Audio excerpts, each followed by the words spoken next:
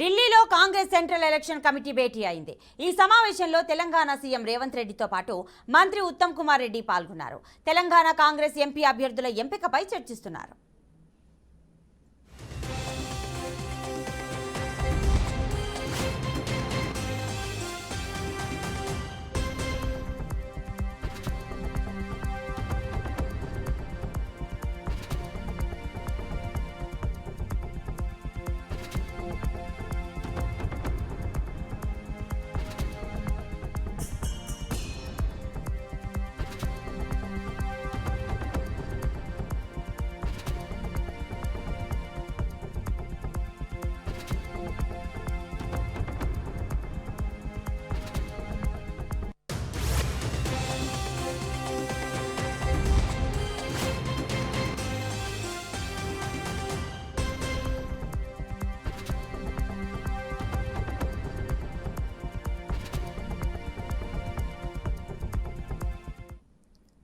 ఢిల్లీలో Congress central election committee భేటీ అయింది.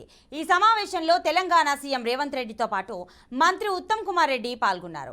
ఇక తెలంగాణ కాంగ్రెస్ ఎంపీ అభ్యర్థుల ఎంపికపై చర్చిస్తున్నట్లుగా సమాచారం. ఇక ఇదే అంశానికి సంబంధించిన పూర్తి డీటెయిల్స్ మా ప్రతినిధి క్రాంతి అందిస్తారు. క్రాంతి, చెప్పండి. సో ఇవాళ కాంగ్రెస్ ఎంపీ అభ్యర్థులపై కసరత్తు చేస్తున్నట్టుగా అయితే మనకు తెలుస్తోంది. మరి రీసెంట్గా బీఆర్ఎస్ పార్టీ నుంచి కాంగ్రెస్లోకి కూడా కొంతమంది జాయిన్ అయ్యారు. మరి వారితో కలిపి లిస్ట్ని ప్రకటించే అవకాశం ఉంది అనేది అయితే మనకు తెలుస్తోంది. డీటెయిల్స్ ఇవ్వండి.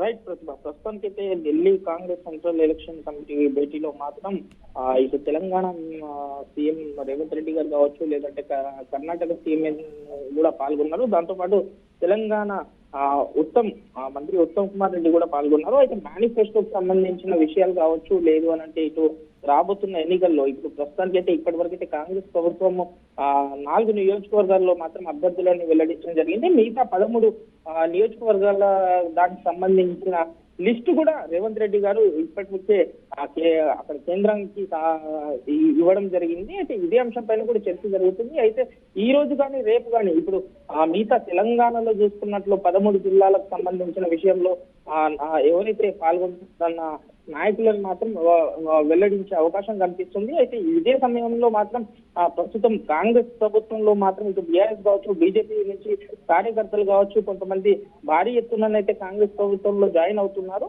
అయితే ఇదే అంశంలో కాంగ్రెస్ ప్రభుత్వం కూడా నిర్ణయం తీసుకొని ఈ 13 అభ్యర్థులు మాత్రం కొన్ని ఇప్పటి వరకు అయితే 9 అభ్యర్థులను 9 నియోజకవర్గ ఏదైతే మన ఎంపీ ఎన్నికలకు సంబంధించిన విషయంలో మాత్రం వాళ్ళకు పేర్లను కూడా స్పష్టం చేసిందనేసి తెలుస్తుంది అని చెప్పుకోవచ్చు ప్రతిభ.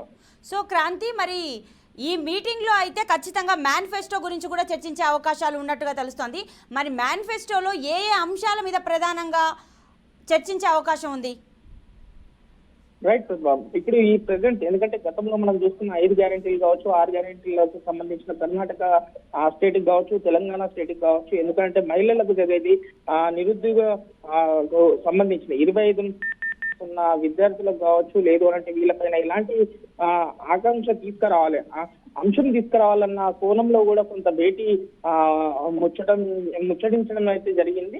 అయితే ఇదే కోణంలో మరికొంత, ఎందుకంటే ఇప్పుడు ఎంపీ ఎన్నికల్లో మాత్రం చూసుకున్నట్లయితే దేశవ్యాప్తంగా మాత్రం దీన్ని ఎలాంటి మేనిఫెస్టోని చేయాలని మాత్రం ప్రతి రాష్ట్రాల నుంచి అయితే కొంత కాంగ్రెస్ ప్రభుత్వం అయితే సేకరించిందని తెలుస్తుంది. అయితే దీనిపైన ఈ మేనిఫెస్టో ఏ విధంగా ఉండబోతుంది, అయితే మహిళలకు కావచ్చు, లేదు అంటే నిరుద్యోగులకు కావచ్చు, లేదు అని అంటే గవర్నమెంట్ ఉద్యోగులకు కావచ్చు, ఎంతవరకు మనము జారీ చేస్తామనేది మాత్రం కోణంలో మాత్రం కొంత భేటీ అయితే జరిగింది, మాట్లాడడం కూడా జరిగింది. అయితే ఇదే అంశంలో మరి ఎలాంటి నిర్ణయం తీసుకోబోతుంది, ఈ మహిళలకు సంబంధించి, నిరుద్యోగులకు సంబంధించింది అనేసి కొంత సంఘటన మాత్రం వెలుగులోకి వస్తుందని చెప్పుకోవచ్చు Pratibha. Right Kranti, thanks for the details.